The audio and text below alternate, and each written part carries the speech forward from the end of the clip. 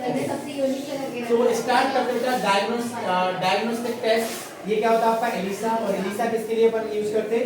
Ads के लिए। Elisa का फुल फॉर्म आता है एंजाइम लिंक्ड इम्यूनोसॉर्बेंट एसिड। इसके बाद अगर हम बात करें ट्रीटमेंट की, तो ट्रीटमेंट के लिए अपन देते हैं एड्स के लिए दवाई, उसका नाम क्या है? Anti retroviral drug. Can only prolong life but can not prevent death. ये क्या करता है? आपकी लाइफ को प्रोलॉन्ग कर सकता है, लेकिन ये डेथ को प्रिवेंट नहीं करता है। उसके बाद फिर क्या देखते हैं अपन? प्रिवेंशन, मतलब इसके रोकथाम क्या है? Prevention is better than cure. तो सबसे पहले देखेंगे different agency like NGO, NACO, WHO started number of programme. ये क्या करते हैं? एनजीओ का मतलब होता है नॉन गवर्नमेंट ऑर्गेनाइजेशन, नाको का मतलब क्या होता है? नेशनल एड्स कंट्रोल ऑर्गेनाइजेशन, और डब्ल्यूएचओ को तो पता ही है वर्ल्ड हेल्थ ऑर्गेनाइजेशन। तो ये क्या करते हैं? अपने लेवल पर डिफरेंट क्या नाम प्रोग्राम को क्या करते हैं भाई?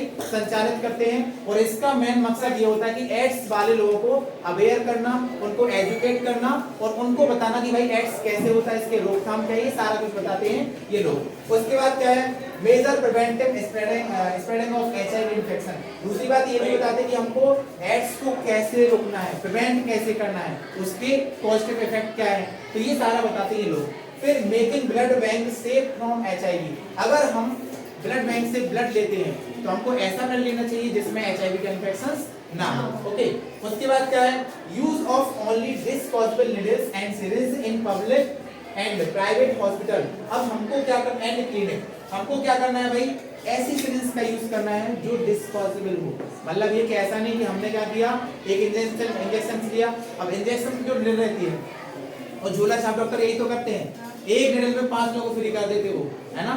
उसी में दवाई फिर से भरी, पता चला कि एक को इंजेक्शन लगाया, उसका वायरस, उसका ब्लड तो आ ही जाएगा, तो उसको एड्स है तो उसके एड्स के वायरस उसमें आ जाएंगे। फिर दूसरे को लगाया तो ऐसे ऐसे इन्फेक्शन क्या हो जाएगा भाई? फैल जाएगा। तो ऐसे नहीं करना है। एंड इसके बाद क्या है? Free distribution of the condom and advocate of the safe sex. मतलब यहाँ पर जो ये नाको रहते हैं, एनजीओ रहते हैं, तो ये कॉन्डोम का डिस्ट्रीब्यूशन करते हैं फ्री। एंड ये सेक्स एजुकेशन देते हैं कि हमको सेक्सुअल लाइफ कैसे अचीव करना है, तो उसके बारे में बताते हैं।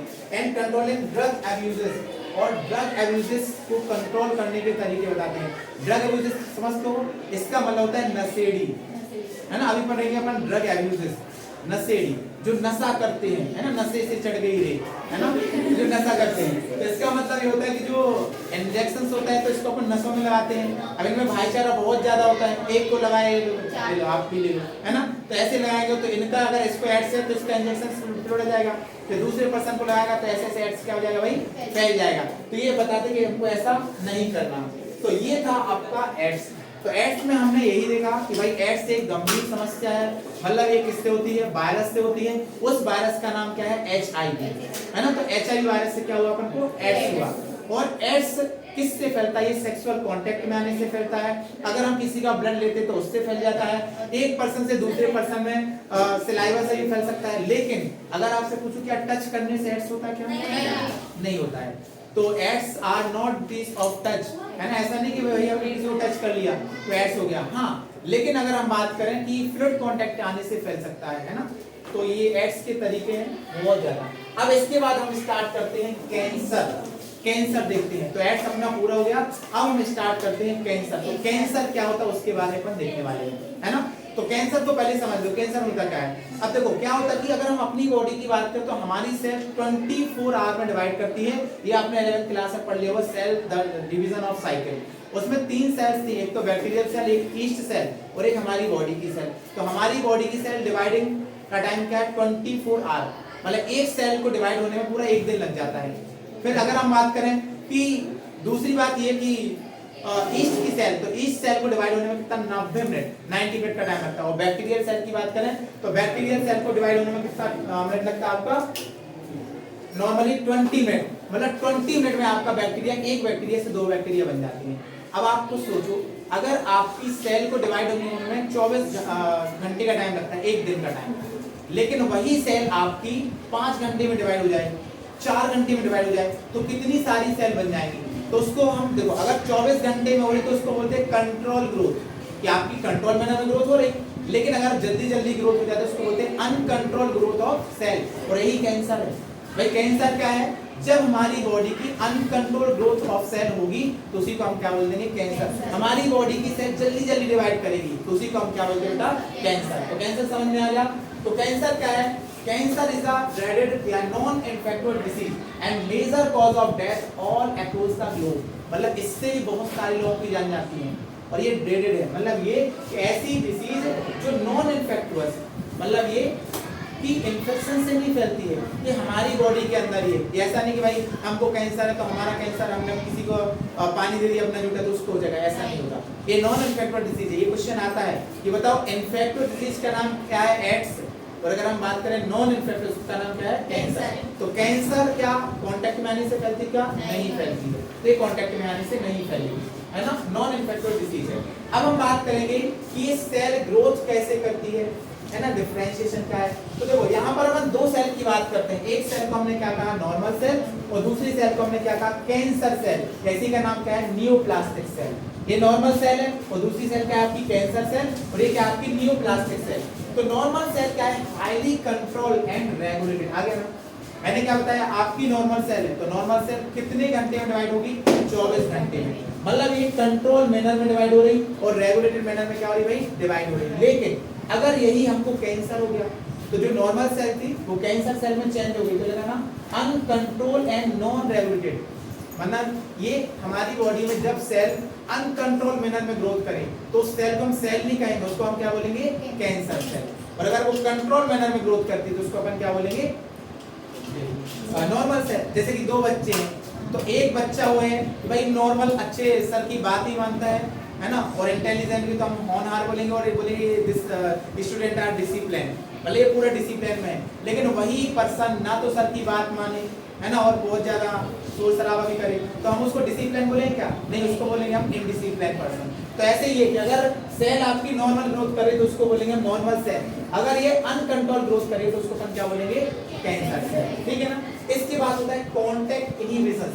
अब देखो अगर हम कांटेक्ट इनहिबिशन की बात करें तो कांटेक्ट इनहिबिशन का मतलब क्या होता है कि सपोज दैट मैं और मेरे कांटेक्ट में आप लोग हो, है ना, 5-10 जितने भी आप लोग हो तो आप मेरे कांटेक्ट में हो। मतलब ये कि अगर आपको बाहर जाना तो आप परमिशन लेके जाओगे कि मैं go to outside of the class, तो मैं कहूंगा यस तो ही आप जाओगे, और मैं कहूंगा नो तो आप नहीं जाओगे।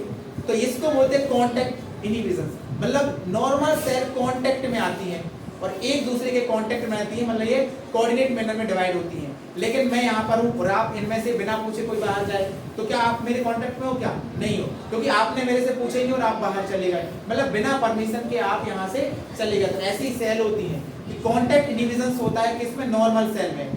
मतलब सेल एक दूसरे की परमिशन लेती है कि हमको कितने कितने टाइम में डिवाइड होना है। लेकिन जब सेल अपने आप डिवाइड हो जाए तो इसको बोलते हैं कांटेक्ट इनहिबिशन आपका एब्सेंट हो गया, और वो एब्सेंट किसमें होता है, आपका कैंसर सेल। तो यही तो लिखा है, देखो कांटेक्ट इनहिबिशन मतलब होता है प्रेजेंट किसमें, नॉर्मल सेल में। तो इसका मतलब होता है virtue of the which contact with other cells inhibit their growth। मतलब उसने ये कहा है सपोज दैट एक सेल के कांटेक्ट में अगर वो अनकंट्रोल ग्रोथ कर रही है तो ये जो कांटेक्ट इनहिबिशन है उसको क्या करेगा, रोकेगा कि नहीं अनकंट्रोल ग्रोथ नहीं करना है। सपोज दैट आपके कांटेक्ट इतने सारे बच्चे हैं, अगर इसमें से कोई बच्चा जाएगा बाहर तो आप लोगों को यार नहीं, सबसे पूछ के जाओ ना, मतलब आप कांटेक्ट में हो। और अगर आप अपनी मर्जी से चले गए तो फिर आप क्या हो जाएगा, अनकांटेक्ट हो जाएगा, मतलब अपने आप चलेगा। तो ऐसे ये कि इसमें क्या होता है, कैंसरस सेल में कांटेक्ट इनहिबिशन की पावर क्या रहती है भाई, लॉस होता है। तो ये क्वेश्चन आता ही है कि बताओ कांटेक्ट इनहिबिशन की पावर किसमें प्रेजेंट होती है, कैंसर सेल में कि नॉर्मल सेल में? कैंसर सेल में। नॉर्मल सेल में कांटेक्ट इनहिबिशन होता है तभी तो ये कौन रोकती है, और कैंसर सेल में क्या हो जाता है आपका, लॉस हो जाता है। फिर so this cell keep on dividing and form mass of cell. आ गया ना कि जब ये पावर आपकी लॉस हो जाती है तो इसकी वजह से जो सेल रहती है ये क्या होती है, डिवाइडिंग करना स्टार्ट कर देती है और आपका क्लस्टर बनाएगी मास का, तो उसी को बोलते हैं ट्यूमर या न्यूप्लाज्म।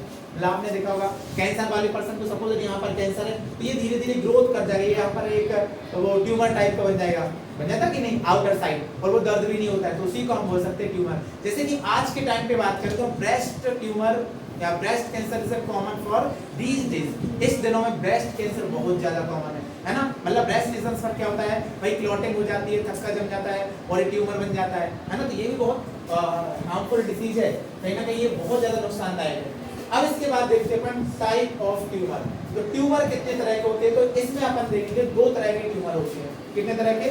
दो तरह के ट्यूमर होते हैं। तो एक को हम बोलते हैं बेनाइन ट्यूमर और एक को हम बोलते हैं malignant tumour. Sir benign tumour क्या होता है? बेनाइन ट्यूमर का मतलब होता है अगर रास्ता यहाँ पर है तो यहीं पर रहेंगे, this is benign.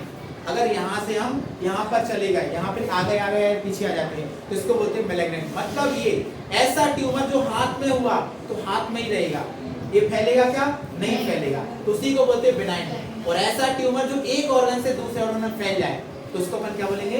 Malignant. Benign का मतलब होता है कि जो वहां पर है वहीं पर रहेगा, उसकी ओरिजिनल पोजीशन जहां पर हुआ वहीं पर रहेगा, है ना, नहीं फैलेगा। पता चला है हमारे नाक पे हो गया ट्यूमर तो नाक पे ही रहेगा। अब ऐसे नहीं यहाँ से पता चला हमको नाक ही कटवानी पड़ेगी, है ना, रात में नाक कटवानी है ना, तो ये भी हो सकता है। मतलब ये कि ऐसा ट्यूमर बेनाइन लोकेशंस क्या है? कन्फाइंड टू ओरिजिनल प्लेस, जहां पर हुआ वहीं पर। हमको अगर यहाँ पर ट्यूमर हुआ तो यहीं रहेगा, तो उसको बोलेंगे क्या? बेनाइन। अब यहाँ पर ट्यूमर हुआ और यहाँ से हमारे यहाँ पर यहाँ तक आ गया तो इसको नाम क्या हो जाएगा? मैलिग्नेंट। तो मैलिग्नेंट ट्यूमर एक जगह से दूसरे ऑर्गन पर फैल जाता है, लेकिन बेनाइन ट्यूमर जहां पर होता है वहीं पर रहता है। तो इसलिए इस कंडीशन में डॉक्टर बोलता है कि आपको हाथ कटवाना पड़ेगा, है ना। तो हाँ रियल है, क्योंकि अगर यहाँ पर ट्यूमर हुआ और उसने डॉक्टर ने देख दिया कि आपको क्या है? मैलिग्नेंट, तो ये ट्यूमर ऐसे फैलेगा, ऐसे ऐसे जाएगा, पूरी बॉडी पे जाएगा, तो डॉक्टर कहेगा कि हाथ कटवा लो यहाँ से। तो आपको हाथ, आपने देखे भी होगी लोग, अगर पैर में हो गए तो आधा पैर कटवा देते लोग, क्योंकि अगर नहीं कटवाएंगे तो मर जाएंगे वो, इससे अच्छा पैर को दे दो भाई, दान कर दो, है कि नहीं। तो हाथ को भी कटवा लेते लोग, क्यों? क्योंकि रीजन उसका यही है, अगर नहीं कटवाएंगे तो ये कैंसर क्या हो जाएगा भाई? फैलेगा। क्योंकि कैंसर कौन सा? बेनाइन की मैलिग्नेंट? मैलिग्नेंट। और मैलिग्नेंट कैंसर आपका क्या होता है बेटा? फैलता है, ठीक है ना। तो लिखा है growth rapidly and spread to other part, एक पार्ट से दूसरे पार्ट में ये फैलेगा, तो उसी को हम बोलते हैं मैलिग्नेंट ट्यूमर, है ना। अब इसमें डैमेज की बात आती है भाई कि जब हमको कैंसर होगा तो इसमें बेनाइन ट्यूमर में क्या डैमेज होगा और मैलिग्नेंट में क्या डैमेज होगा? तो बेनाइन ट्यूमर में आपका होता है लिटिल डैमेज, मतलब छोटा सा इन्फेक्शन होगा हमारी बॉडी का, लिटिल डैमेज। लेकिन अगर हम बात करें मैलिग्नेंट की तो लिखा ना invade and damage of other cell, destroying and normal cell by the competing for the vital nutrients. इसका मतलब समझ रहे हो? इसका मतलब ये होता है कि अगर हम बात करें कि सपोज दैट दो सेल है ना, दो सेल है या फिर 5 सेल है, तो 5 सेल का मतलब क्या होता है कि ये क्या करेंगे? इनको न्यूट्रिशन चाहिए। लेकिन जब भी हमको ये मैलिग्नेंट ट्यूमर हो गया, अब 5 सेल है, अब 5 सेल में एक सेल को क्या है? कैंसर है, तो एक सेल क्या करेगी? इन सेल को जितना ही भोजन आएगा तो ये क्या करेगी? एक सेल छुड़ा लेगी सभी का भोजन। मतलब ये इसका मतलब तो ये हो गया कि सपोज ऐसा समझो कि सपोज राशन यहाँ पर है और 4 लोग यहाँ पर, 2 गर्ल्स है 2 बॉयज है, आपका लंच आया और राशन ने पूरा ले लिया, तो क्या आप भूखे रह जाओ क्या? तो भाई आप तो भूख के कारण आपके मतलब आपको भूख ज्यादा लगेगी, क्योंकि ऐसे मैं रोज करता रहूं तो एक समय ऐसा जाएगा कि आपकी डेथ हो जाएगी। आपकी नहीं, सॉरी समझाने के लिए, है ना। तो एक समय ऐसा जाएगा कि भाई डेथ हो जाएगी, क्योंकि आप भूख के कारण मर जाओगे। तो ऐसी सेल होती है, 5 सेल है, सपोज मेरी सेल ये कैंसरस सेल है, अब मैंने 4 लोगों का भोजन कर लिया तो भाई उन सेल की क्या हो जाएगी? डेथ हो जाएगी, भूख के कारण मर जाएगी, तो उसी को बोलते हैं स्टार्वेशन। क्या होता है इसको? स्टार्वेशन। तो ये क्या लिखा देख लो कि invade and damage other cell, starving normal cell, मतलब नॉर्मल सेल भूख के कारण मर जाती है। क्यों? By competing for vital nutrients, क्योंकि उनको प्रॉपर न्यूट्रिएंट्स नहीं मिल पाते, क्योंकि न्यूट्रिएंट्स को किसने ले लिया?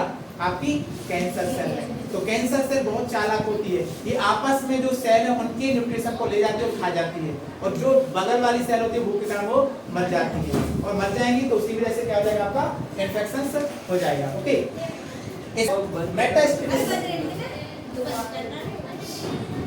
ओके, तो मेटास्टेसिस क्या होता है? मतलब यहाँ पे अगर हम बात करें मेटास्टेसिस, तो मेटास्टेसिस का मतलब क्या होता है? Most feared property. मेटास्टेसिस की बात करें तो देखो इसको देखते हैं, इसमें मेटास्टेसिस आपका बेनाइन ट्यूमर में होता है क्या? नहीं होता है, लेकिन ये मैलिग्नेंट ट्यूमर में होता है। क्यों? क्योंकि cells from the such tumour reach distance size through the blood and start new tumour. Metastasis का मतलब होता है कि जब सेल की ऐसी प्रॉपर्टी जो एक सेल से निकलकर दूसरी सेल को नुकसान पहुंचाए, तो उसी प्रॉपर्टी को बोलते हैं मेटास्टेसिस। ऐसी प्रॉपर्टी जो एक सेल को इन्फेक्शन किया, अब दूसरी सेल को इन्फेक्शन करेगा, फिर तीसरी सेल को, और ऐसे ऐसे सभी सेल को नुकसान पहुंचाएगा, तो उसी प्रॉपर्टी को अपन क्या बोलते हैं? मेटास्टेसिस। और ये क्या होती है? मोस्ट फियर्ड प्रॉपर्टी, है ना। तो इसमें 2 क्वेश्चन आपके बनते ही हैं, एक तो कांटेक्ट इनहिबिशन और एक होता मेटास्टेसिस। तो ध्यान रखना, कांटेक्ट इनहिबिशन किसमें? नॉर्मल सेल में, और मेटास्टेसिस किसमें? कैंसरस सेल में, जस्ट अपोजिट है, ध्यान रखना।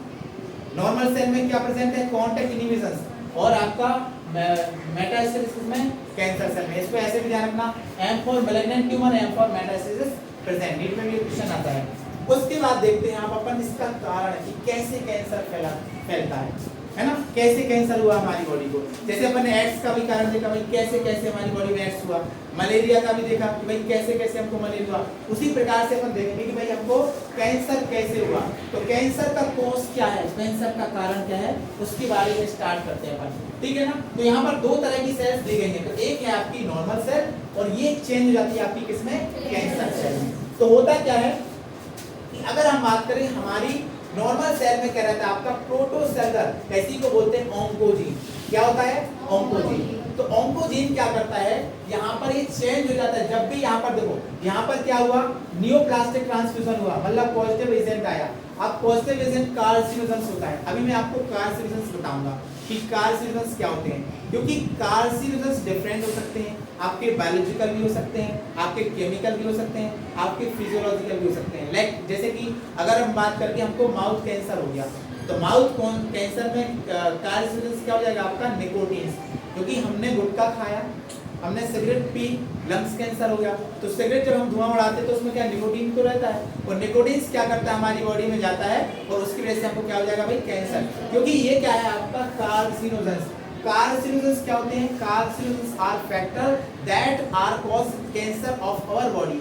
ऐसे फैक्टर जो हमारी बॉडी में कैंसर का कारण बनते हैं, उसी को हमने क्या बोला बेटा, कार्सिनोजेंस बोला। तो हुआ क्या कि हमारी बॉडी में ये कार्सिनोजेंस आ गया, तो आपकी जो प्रोटोऑन्कोजीन्स रहता है, तो ये क्या हो जाता है, ऑन्कोजीन में कन्वर्ट हो गया। ऑन्कोजीन में क्या हो गया, कन्वर्ट हो गया, और उसी की वजह से हमको क्या हो जाता है भाई, कैंसर हो जाता है। इसकी वजह से हमको क्या हो गया, कैंसर हो जाएगा। तो सीधी बात आपको ये बताना सर, जब कोई कार्सिनोजेंस हमारी बॉडी की सेल पर पड़ा, तो उनमें जो सेल में प्रेजेंट प्रोटोऑन्कोजीन कन्वर्ट हो जाता है किसमें, ऑन्कोजीन में, और ऑन्कोजीन में हुआ तो इसी को हम क्या बोला, कैंसर बोला, ठीक है ना। तो ये कैंसर का कारण हो जाएगा। अब देखा ना कि कार्सिनोजेंस कौन कौन से हो सकते हैं, तो देखो यहाँ पर आपके दो तरह के, जैसे अगर हम बात करें तीन तरह के एजेंट, एक तो फिजिकल एजेंट है ना, दूसरा पढ़ेंगे अपन क्या, केमिकल एजेंट, और तीसरा पढ़ेंगे अपन बायोलॉजिकल एजेंट। सर ये एजेंट क्या होते हैं, यही कार्सिनोजेंस है, और कार्सिनोजेंस ऐसे फैक्टर होते हैं जो कैंसर को कॉज करते हैं। कैंसर को फैलाने वाले फैक्टर को हमने क्या कहा, कार्सिनोजेंस। ये तीन तरह के फैक्टर, एक तो फिजिकल, दूसरा केमिकल, और तीसरा बायोलॉजिकल। तो फिजिकल में देखते हैं सर, फिजिकल में दो तरह के आ जाएंगे, एक तो आयोनाइजिंग रेडिएशन और एक होता है नॉन आयोनाइजिंग रेडिएशन। अगर हम बात करें आयोनाइजिंग एक्सरे और गामा रे, है ना, नॉन आयोनाइजिंग की बात करें यूवी रेज, देखो यूवी रेज का बात करें तो जब ये नॉन आयोनाइजिंग है ना, यूवी रेज जो निकलती है अल्ट्रावायलेट रेज, है ना, ये सन से मिलती है कि नहीं, तो ये सन से जब आती है रेस, तो हमारे एटमॉस्फेयर के ऊपर क्या एक ओजोन लेयर है, और ओजोन लेयर का काम क्या रहता है, ये सन से आने वाली हार्मफुल रे को फिल्ट्रेशन का काम करती है। अगर सोचो ओजोन लेयर नहीं होती तो ये जो लेयर, ये रे है, ये डायरेक्टली हमारी बॉडी पर पड़ती, और बॉडी पर पड़ती तो इसकी वजह से हमको स्किन कैंसर हो जाता। लेकिन ओजोन लेयर क्या करती है, हमारी बॉडी को प्रोटेक्शन देती है सन रेज से, क्योंकि सन से बहुत हानिकारक रेज आती है, हार्मफुल रे, लेकिन इसको प्रोटेक्शन कौन देता है भाई, ओजोन रे। ओजोन समझते हो ना, जब हमने O ऑक्साइड 3 ऑक्साइड मतलब ऑक्सीजन ऑक्सीजन ऑक्सीजन और 3 ऑक्सीजन मिल गया तो उसको बोलते हैं अपन ओजोन लेयर, है ना। तो ओजोन लेयर ये लगभग हमारी अर्थ से 25 किलोमीटर ऊपर है ना। दो तरह की ओजोन होती है, एक गुड ओजोन और एक बैड ओजोन होती है ना, स्ट्रेटोस्फीयर में होती है, ट्रोपोस्फीयर में होती है। फिर इसके बाद देखते हैं आप, अच्छा एक्सरे की बात करते हैं। सपोज हमारा तो पैर टूट गया, है ना, डॉक्टर के पास गए, डॉक्टर से कहा कि एक्सरे कर दो भाई हमारा, है ना। डॉक्टर ने क्या किया, आपकी जो आपकी कौन सी आयोनाइजिंग रे है, इसका रेडिएशन को थोड़ा सा बढ़ा दिया।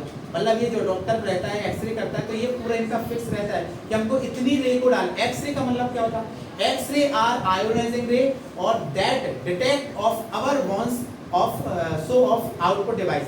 मतलब ये क्या करता है, ऐसी रेज जो हमारी बॉडी पर पड़ेगी और हमारी बोन्स को डिटेक्ट कर देगी आउटर साइड इमेज पर। मतलब हमारा पैर टूटा तो आपका पैर आउटर साइड लैपटॉप पर या पीसी पर दिख जाएगा एक्सरे पर। एक्सरे का मतलब होता है रेज होती है, एक्स का मतलब क्या होता है, रेज का नाम है एक्सरे। तो ये एक्सरे जब हमारी बॉडी पर पड़ेंगी तो उसकी वजह से हमारे जो बोन्स है दिख जाएंगी। आपको ऐसे बोन्स नहीं दिखेंगे, लेकिन एक्सरे पड़ेगी तो ये पूरी बोन्स दिख जाएंगी। तो हमने क्या किया, अगर रेज का अमाउंट बढ़ा दिया, मतलब एक इनका फिक्स अमाउंट रहता है कि हमको इतनी रेस पर बॉडी पर डालना है रेस, लेकिन इसका अमाउंट बढ़ा दिया तो हमको क्या हो जाएगा भाई, कैंसर हो जाएगा। तो चला हमारा हड्डी टूट गया तो डॉक्टर को दिखाने गए, साथ में कैंसर भी लिया है ना, तो ये भी इसका कारण हो सकता है गामा रे। फिर दूसरा है केमिकल एजेंट। केमिकल एजेंट का मतलब क्या होता है, तंबाकू एंड स्मोकिंग। भाई जो हम तंबाकू लेते हैं, स्मोकिंग करते हैं, तो इनमें केमिकल रहता है, उसका नाम होता है निकोटीन। और निकोटीन क्या करता है, हमारी बॉडी में कैंसर कॉज करता है। आपने देखा होगा जो पर्सन तंबाकू या गुटखे का यूज करते हैं या सिगरेट का यूज करते हैं, तो उन्होंने देखा हो कि जब हम सिगरेट को पीते हैं, गुटखे को खाते हैं, तो उनमें थोड़ा सा एनर्जी आ जाती है ना, बोलते वाह दिस इज वेरी फील ना, है ना, अच्छा फील कर रहे हैं, है ना। बहुत सारे लोग तो गम में सिगरेट पीना स्टार्ट कर देते हैं, है ना, पता चला गर्लफ्रेंड छोड़ के चली गई तो गम में स्टार्ट कर दिया, शराब भी पीना स्टार्ट कर दिया, है ना। तो इसका रीजन क्या है, अब उनको एनर्जी आ जाती है, वो खाना पीना नहीं खाएंगे, है ना। तो उसका भी रीजन बता दे रहा हूँ क्या ऐसा क्यों होता है। क्या होता है कि सपोज हमने निकोटीन लेना स्टार्ट कर दिया, सिगरेट पीना स्टार्ट कर दिया, तो उसमें क्या रहता है, जो निकोटीन रहता है ये हमारी बॉडी में जाएगा और ये जाएगा हमारे किडनी के ऊपर एक ग्लैंड रहती है, उसका नाम है एड्रिनल ग्लैंड, जो आप 11th क्लास में पढ़ चुके हो, है ना। तो एड्रिनल ग्लैंड में क्या रहता है, एड्रिनल कॉर्टेक्स रहता है। तो एड्रिनल कॉर्टेक्स से एक हार्मोन्स निकलता है, उसका नाम है इमरजेंसी हार्मोन, या इसी को बोलते हैं हम एड्रिनलिन हार्मोन्स। और ये निकोटीन क्या करता है, उस हार्मोन्स को निकलवाने का काम करता है, और जैसे ही वो हार्मोन्स निकलता है तो हमारी बॉडी में एनर्जी आ जाती है, हमारी हार्ट रेट थोड़ा सा बढ़ जाती है ना, हमको स्फूर्ति आने लगती है। तो स्फूर्ति सिगरेट पीने से नहीं आई, सिगरेट में जो निकोटीन निकला उसने क्या कर दिया, हमारी बॉडी की ग्लैंड्स को स्टिमुलेट कर दिया और उसकी वजह से हमको एनर्जी आने लगी, है ना। तो यही उसका रीजन रहता है। तो इसकी वजह से भी हमको केमिकल एजेंट की वजह से कैंसर हो सकता है। फिर बायोलॉजिकल एजेंट क्या है, अब बायोलॉजिकल कहें तो बायो का मतलब होता है लाइफ, जैसे कि हम बैक्टीरिया की बात करें, वायरस की बात करें, प्रोटोजोन्स की बात करें, हेलमिंथ्स की बात करें, तो ये सारे क्या है बायोलॉजिकल एजेंट, मतलब इनमें लाइफ प्रेजेंट होती है। बैक्टीरिया जिंदा रहता है कि नहीं, हमारी बॉडी में जिंदा ही तो है। वायरस जिंदा रहता है कि नहीं, हाँ। वायरस की बात करें तो इसको हमने क्या बोला भाई, ये लिविंग और नॉन लिविंग का एक बीच का लिंक होता है, ना तो हमने इसको लिविंग कहा और ना कहा क्या कहा, नॉन लिविंग। ये दोनों की किसकी कड़ी होती है, मतलब virus is a link between living and non living things. क्योंकि बाहर साइड की बात करें वायरस, तो ये क्या है, नॉन लिविंग। भाई बाहर साइड ये ग्रोथ नहीं करता है, आउटर साइड कोरोना वायरस ने क्या नेचर को इफेक्ट पहुंचाया क्या, नहीं पहुंचाया। लेकिन ये वायरस जब हमारी बॉडी के अंदर आया तो इसने ग्रोथ करना स्टार्ट कर दिया, है ना। और एक बात और है, जितने ही वायरस रहते हैं ये मोस्टली आरएनए से बने होते हैं, है ना, राइबोज न्यूक्लिक एसिड। और जो बैक्टीरियल फॉर्म रहते हैं, है ना, डीएनए से नहीं, मोस्टली आरएनए से बने होते हैं। तो आरएनए क्या करता है, जल्दी मल्टीप्लिकेशन करता है। तो इसीलिए तो आपने देखा कोरोना की वैक्सीन बनने में बहुत टाइम लगा था, क्योंकि जब तक उन्होंने वैक्सीन बना नहीं, जब तक कि भाई साहब ने रूप चेंज कर लिया, है ना, ओमिक्रॉन आ गया, कितनी दुनिया भर के वायरस आ रहे थे। क्योंकि इसके वायरस को बनाने की वैक्सीन में टाइम लगेगा, लेकिन जब तक ये अपना चेंज कर लेगा, अपनी शेप को चेंज कर लेता था, इसीलिए साइंटिस्ट को थोड़ा सा टाइम लग जाता है। तो बायोलॉजिकल एजेंट क्या होता है आपके, ऑन्कोजेनिक, जैसे कि वायरस हो सकता है, वायरस की वजह से हमको कैंसर हो सकता है ना। एड्स भी अगर हम बात करें, एड्स की वजह से भी हमको कैंसर हो सकता है। फिर यहाँ पर कैरी वायरल ऑन्कोजीन, क्योंकि ये वायरस क्या करते हैं, ऑन्कोजीन को कैरी करते हैं, तो उसी की वजह से हमको क्या हो गया, कैंसर हो गया। अब बात करते हैं इसके टेस्ट के बारे में, डायग्नोसिस एंड डिटेक्शन। तो इसको हम कैसे ट्रीट करें, कैसे हमको इसको सही करना है। तो early detection allow the disease to be treated and successfully in many cases. अगर हमको कैंसर हो गया, सीधी बात ये, हमको कैंसर हो गया तो हमको इनिशियल स्टेज में डॉक्टर के पास जाना है और प्रॉपर्ली इलाज कराना है, तो कैंसर सही भी हो सकता है, कोई बड़ी बात नहीं है। लेकिन अगर हमने टाइम रहते इलाज करा लिया तब, लेकिन थोड़ा सा टाइम लग गया, लैग कर गए अपन, तो फिर इससे प्रॉब्लम आपको हो सकती है। तो इसके बाद आता है आपका टेक्निक। अब टेक्निक कौन कौन सी है, टेक्निक कौन कौन सी है कैंसर को, तो यहाँ पर अपन देखते हैं बायोप्सी। सबसे पहले हम देखो ये वही टेक्निक है, इसमें अपन क्या करेंगे भाई, बायोप्सी में अपन क्या करेंगे, ऐसी टेक्निक जिसमें अपन क्या करेंगे, इसका टिश्यू लेते हैं। मतलब सीधी बात ये जो अपन, जैसे अपन एड्स के लिए कौन सी टेक्निक देगी, एलिसा। एड्स के लिए क्या देगा बेटा, एलिसा। तो एलिसा के मीडियम से क्या हो रहा कि हमने एड्स का टेस्ट कर लिया, लेकिन इसके लिए हम कौन कौन से टेस्ट करें वो बात करने वाले हैं। तो सबसे पहले आता है इसमें बायोप्सी टेक्निक। क्या था, बायोप्सी। बायोप्सी में अपन क्या लेते हैं, सपोज हमको कैंसर हुआ, हम डॉक्टर के पास जाएंगे, डॉक्टर बोलेगा अपना टिश्यू निकाल के दे दो मुझे, है ना। तो वो सेल्स देगा और टिश्यू, ये थोड़ी सी जहाँ पर कैंसर हो उसकी स्किन ले लेगा, है ना, उससे टिश्यू निकालेगा, टिश्यू की स्टडी करेगा, तो उसी को बोलते हैं, टिश्यू को बोलते हैं हिस्टोलॉजी। क्या बोलते हैं, हिस्टोलॉजी। तो लिखा ना कि histopathological study and change in tissue. वो देखेगा कि आपका जो टिश्यू है वो चेंज तो नहीं हो रहा, वो चेंज हो रहा है। सर टिश्यू चेंज क्यों होगा, अपन ने तो कैंसर की बात करी, तो कैंसर सेल है और सेल बहुत सारी सेल मिलकर क्या बनाता है, टिश्यू। तो टिश्यू भाई जब सेल चेंज हुआ तो टिश्यू चेंज हुआ कि नहीं, और टिश्यू चेंज हुआ तो ऑर्गन भी चेंज हो सकता है ना। तो ऐसे ही तो वो इसकी स्टडी करेगा, डिटेक्ट करेगा। फिर दूसरा blood and bone marrow test. अब आपका ब्लड से भी कैंसर टेस्ट कर सकता है, बोन मैरो, है ना। तो इनके सेल के नंबर को काउंट करेगा, है ना। और वो देखेगा ल्यूकेमिया। ल्यूकेमिया समझते हो? ल्यूकेमिया आपने 11th क्लास में पढ़ा होगा।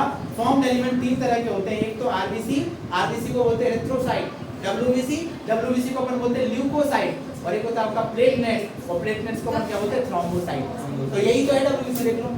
डब्ल्यूबीसी को अपन क्या कहा, ल्यूकोसाइट। और ये कहीं ना कहीं ब्लड कैंसर की बात कर रहा है। किसकी बात कर रहा है? ब्लड कैंसर की। क्योंकि ब्लड कैंसर में आपका नंबर देखा जाएगा, सेल का नंबर देखा जाएगा, ये इंक्रीज हो रहा कि डिक्रीज हो रहा है ना। डब्ल्यूबीसी का नंबर देखा जाएगा। मतलब blood cancer mainly caused by leucocyte, है ना। मतलब इसका मेन इफेक्ट कहां आता है आपका डब्ल्यूबीसी पर। सर डब्ल्यूबीसी पर इफेक्ट रहेगा तो मर क्यों जाता है इंसान को ब्लड कैंसर में? क्योंकि डब्ल्यूबीसी का काम क्या है, डिफेंस का, और वो डिफेंस करेगी, लेकिन इसका नंबर कम हो जाएगा तो वो डिफेंस करेगी क्या, नहीं करेगी। तो उसी की वजह से इंसान की डेथ हो जाती है ना। ब्लड कैंसर थोड़ा सा हार्मफुल इफेक्ट देता है। फिर रेडियोग्राफी, रेडियोग्राफी मतलब रेस के मीडियम से। तो ये एक्सरे आ गया ना, ये एक्सरे क्या करती है, हमारी इंटरनल ऑर्गन्स पर चली जाती है ज्यादा अमाउंट में, और उसकी वजह से ये इंटरनल ऑर्गन हमारा क्या कर जाएगा, कैंसर। वही वाला कहानी बताया मैंने, हमारा तो हाथ टूट गया था, डॉक्टर से एक्सरे कराने गए, डॉक्टर ने इसमें भर दिया एक्सरे, है ना, एक्सरे को भर भर दिया। तो इसके बाद क्या रहेगा कि हमारा जो बोन है, इसमें जो सेल्स है, इसको कैंसर हो जाएगा, है ना। तो एक्सरे हाथ तो टूटेगा, साथ में कैंसर भी ले जाए, है ना, दोनों चीज फ्री हो गए। फिर दूसरा क्या है, सीटी। सीटी का मतलब होता है कंप्यूटेड टोमोग्राफी, जो अपन सीटी स्कैन कराते हैं ना, इसका भी एक डर रहता है, क्योंकि डॉक्टर अच्छे डॉक्टर से कराना चाहिए सीटी स्कैन। पता चला कि झोला छाप के पास वैसे तो नहीं रखता हो, लेकिन अच्छे डॉक्टर के पास जो प्रॉपर्ली एमबीएस हो, एमडी हो, क्योंकि इसमें भी डर रहता है। आप सीटी स्कैन में अंदर मशीन आपको ले जाती है अंदर, है ना, आओ तुम्हें ले चलते तार ऑफिसर में, है ना, पहुंचाते अंदर की नहीं। अब वो वहां पर रेज निकलती हैं, और वो रेज हार्मफुल रहती है, इसलिए उनका एक अमाउंट रहता है, इतने अमाउंट में आपको बॉडी की जानकारी को लेना है। तो अगर हमने ज्यादा अमाउंट में रेज को डाल दिया तो लिखा ना इंटरनल ऑर्गन्स कैंसर, है ना। और सीटी स्कैन में क्वेश्चन आता है कि सीटी स्कैन में कौन सी रेज बनती है, 2D की 3D? तो क्या बताओगे, 3D। बहुत इंपॉर्टेंट क्वेश्चन ये, है ना। 3D रेज कहां पर बनती है आपकी, सीटी स्कैन में, नॉट एमआरआई। क्वेश्चन आएगा उसमें कि एमआरआई बनती है सीटी स्कैन की इसमें 3D में, एमआरआई में सीटी स्कैन, तो क्या बताओगे, सीटी स्कैन, है ना। तो सीटी स्कैन, तो सीटी स्कैन में भी रे निकलती है, और रे के मीडियम से हमारी बॉडी की जानकारी हमको मिलती है। तो ये रे हमको देखना कि इसका ज्यादा अमाउंट तो नहीं जा रहा। फिर एमआरआई, एमआर कही तो मैग्नेटिक रेजोनेंस ऑफ इमेजिंग, इसका फुल फॉर्म ध्यान रखना। सीटी का कंप्यूटेड टोमोग्राफी और एमआरआई का मैग्नेटिक रेजोनेंस ऑफ इमेजिंग। तो ये स्ट्रॉन्ग आ गया ना, strong magnetic field and non ionising radiations, ये बेसिस रहेगा। लेकिन अगर हम डिटेक्ट की बात करें तो ये accurately detect the pathological and physiological changes in living tissues, मतलब ये प्रॉपर्ली आपका डिटेक्शन देता है, कौन, एमआरआई। तो ये एमआरआई हो जाएगा। फिर उसके बाद मॉलिक्यूलर टेक्निक, मॉलिक्यूलर टेक्निक की बात करें तो identification of gene responsible for the susceptibility of the certain cancer, इससे भी हम कैंसर का पता लगा सकते हैं। फिर एक लास्ट है आपका एंटीबॉडीज बेस्ड। अब एंटीबॉडीज क्या होती हैं, एंटीबॉडीज देखो दो तरह का होता है, एक तो होता है आपका एंटीजन और एक होता है आपका एंटीबॉडी। एंटीजन वह होता है जो हमारी आरबीसी की सरफेस पर प्रेजेंट रहता है, और एंटीबॉडी वह होता है जो प्लाज्मा में प्रेजेंट रहता है। तो इसमें देखेंगे कि antibodies against cancer specific antigen, and ये भी क्या करेंगे आपको सर्टेन कैंसर करेंगे, मतलब ये भी कैंसर का कारण है ना, कि कहीं ना कहीं। अब हम देखते हैं ट्यूमर सेल। ट्यूमर सेल क्या होती है, तो ट्यूमर सेल कहे तो कैंसरस सेल, कैंसर का छोटा रूप है क्या, tumour cell.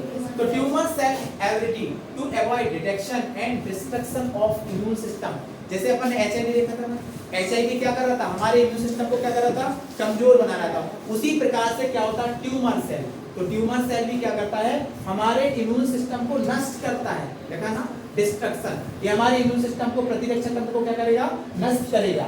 And approaches for treatment, अब उसने ये कहा कि भाई अगर हमको कैंसर हो गया हमको क्या क्या इलाज कराना चाहिए, कैंसर के इलाज क्या क्या है।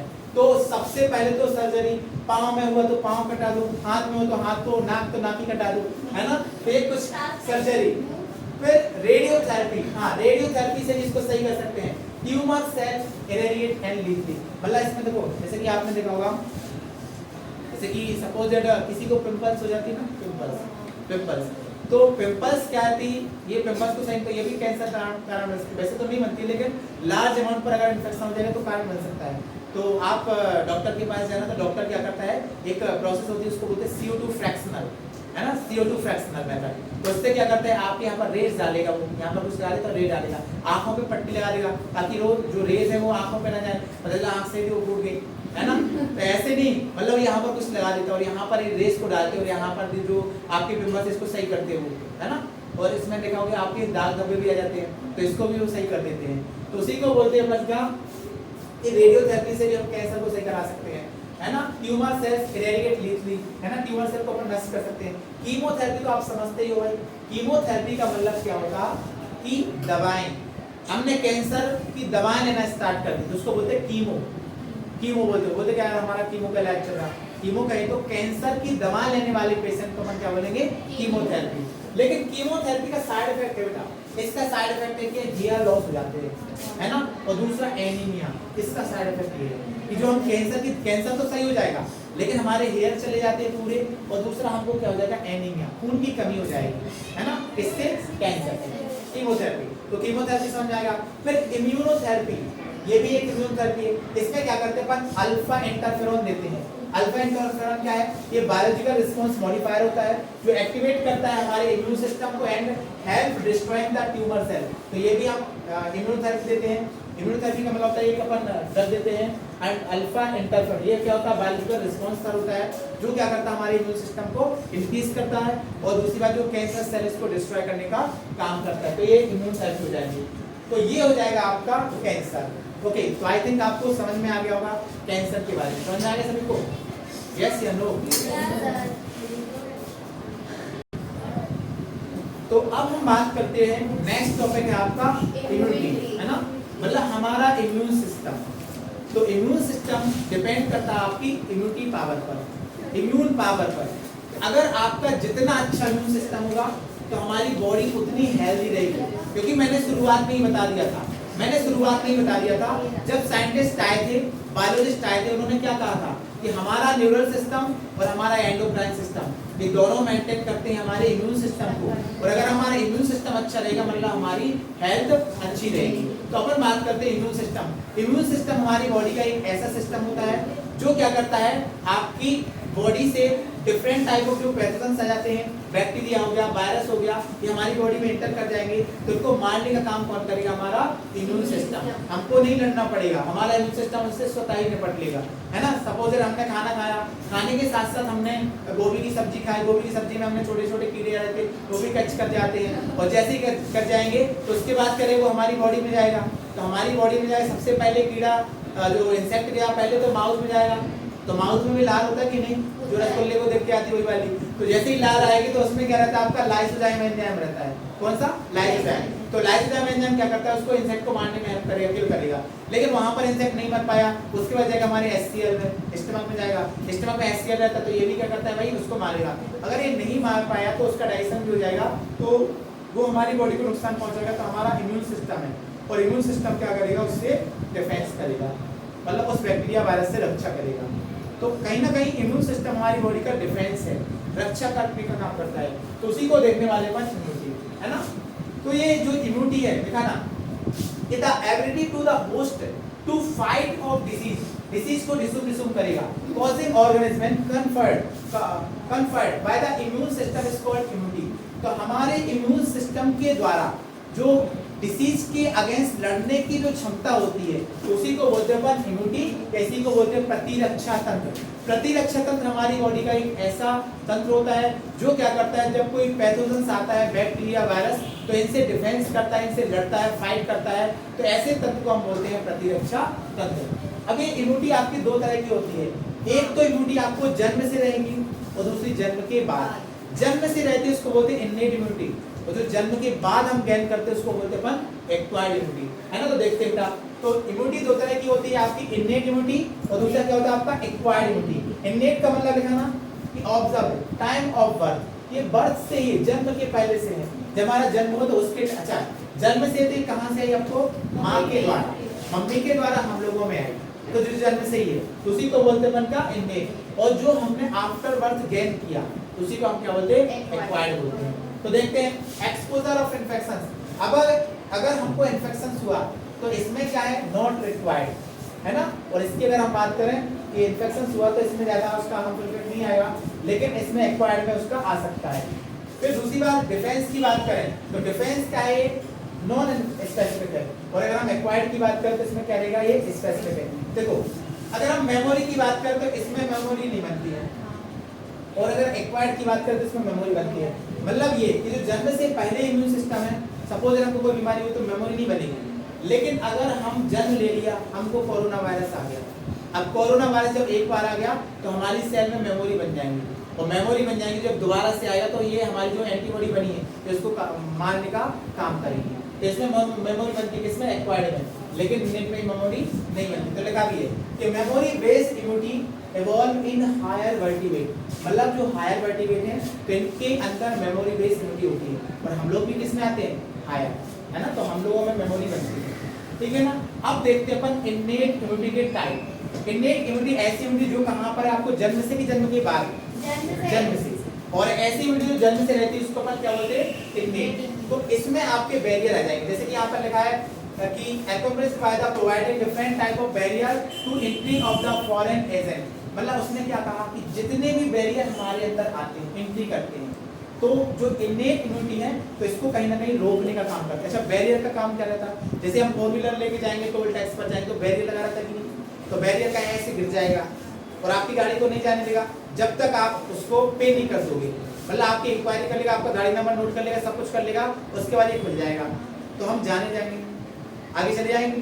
तो बैरियर, हमारी बॉडी में भी बैरियर होते हैं, 4 तरह के बैरियर पड़ेंगे, तो इनका काम क्या है, ये डिसीज कॉजिंग ऑर्गेनिज्म को अंदर आने से रोकते हैं, मतलब पैथोजेंस जैसे कि बैक्टीरिया, वायरस, फंजाई, ये हमारी बॉडी में जाएंगे तो इनको रोकने का काम कौन करेगा, इन्नेट इम्यूनिटी, मतलब ये बैरियर होते हैं जो हमारी बॉडी में इनको रोकने का काम करते हैं। तो बैरियर में देखेंगे अपन 4 तरह के बैरियर देखेंगे, जैसे कि सबसे पहले देखते हैं अपन फिजिकल बैरियर। फिजिकल बैरियर की बात करें, फिर फिजियोलॉजिकल, फिर सेलुलर और फिर साइटोकाइन बैरियर। तो ये 4 तरह के बैरियर देखने वाले हैं अपन किसमें, इन्नेट इम्यूनिटी। तो पहला बैरियर देखो फिजिकल बैरियर, सर जो हमारा फिजिकली है, जैसे कि कोई भी बैक्टीरिया वायरस आएगा तो हमारे यहाँ पे मिट्टी लगी है, अब मिट्टी में बैक्टीरिया है, वायरस, तो हमारी कहाँ पर जाएगा, स्किन, लेकिन इसको स्किन जाने नहीं देगी, है ना, उसको रोक देगी कि भाई तुझे अंदर नहीं जाना है बॉडी के अंदर। तो लिखा था कि इसमें इन्वॉल्व सबसे फिजिकली में कौन इन्वॉल्व हो रहा है, स्किन। तो skin mucus coating of the epithelium lining respiratory, अगर हम नाक की बात करें तो यहाँ से पैथोजन जाएगा तो ये भी इसको रोकने का काम करेगा, जो म्यूकस, या जो हेयर सेल्स, ये भी उसको रोकने का काम करेंगे। फिर गैस्ट्रोइंटेस्टाइनल ट्रैक्ट, यहाँ पर या यूरोजेनिटल ट्रैक्ट, इसको मतलब होता है यूरिनरी सिस्टम की लिए बताया गया, वही डाइजेस्टिव सिस्टम, तो डाइजेस्टिव सिस्टम में भी बैरियर है कि नहीं, कौन है इसमें, आपका HCl है, यूरिनरी सिस्टम में भी है, मतलब ये भी कहीं ना कहीं रोकने का काम करता है। तो ये आपके सिस्टम जो आउटर साइड होते हैं, फिजिकली होते हैं, तो ये कहीं ना कहीं इसको रोकते हैं। देखा ना, prevent entry of microbes and trap microbes entering the our body, आगे ना, ये क्या करेंगे, गाड़ी की एंट्री को रोकेंगे बैरियर, और हमारी एंट्री का बैरियर कौन है भाई, ये आपका फिजिकल बैरियर। फिर माइक्रोब्स की एंट्री को प्रिवेंट करेंगे, क्या माइक्रोब्स को जाने देंगे, क्या नहीं, जाने का नहीं। तो यहाँ पर ट्रैप माइक्रोब्स, अगर वो चला भी गया तो उसको पकड़ लेंगे, भाई अगर आप बैरियर तोड़ के जाओगे तो पुलिस वाले यहाँ पर आपको पकड़ लेंगे। सपोज दैट आपने कहा पुलिस वाले ने रोका कि रोक रोक रोक, हेलमेट नहीं लगाया, लेकिन अपन गाड़ी और अपन भागने लगते हैं तो आगे फोन कॉल कर दिया कि इसको पकड़ लेना, है ना, पीछे करने लग गया, तो उसने अपन को ट्रैप कर लिया, पकड़ लिया, तो ऐसे ये अपन को पकड़ लेता है, कौन, फिजिकल बैरियर, क्योंकि इनका काम क्या है कि आपकी बॉडी को सुरक्षित करना, तो ये रोकने का काम करते हैं। दूसरा देखते हैं फिजियोलॉजिकल बैरियर। फिजियोलॉजिकल बैरियर में क्या हो जाएगा आपका, कि ऐसे बैरियर जो हमारी बॉडी के अंदर होते हैं, जैसे कि हम बात करें saliva, saliva in mouth, acid in stomach and tear from eye, जो आप रोते हो ना, तो ये भी बहुत जरूरी है ना, रोना भी बहुत जरूरी है।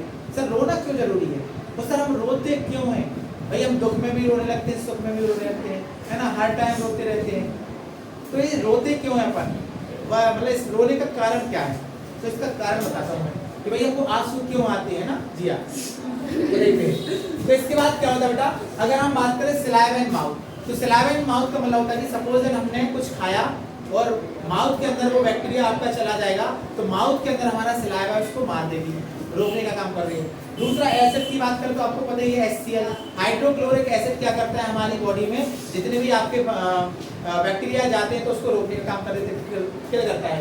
लेकिन सर ये टीयर फ्रॉम आइए समझ में नहीं आया।